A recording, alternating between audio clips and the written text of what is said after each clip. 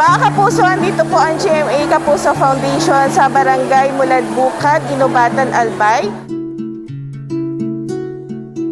Katulong po namin ang 901st Brigade 49th Infantry Battalion sa pamamigay po ng relief goods.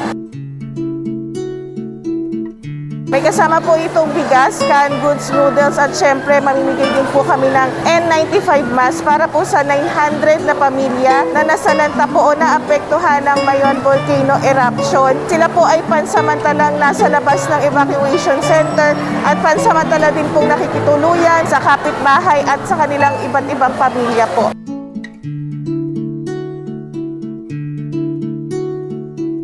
Bakit ayaw niyo po sa evacuation center?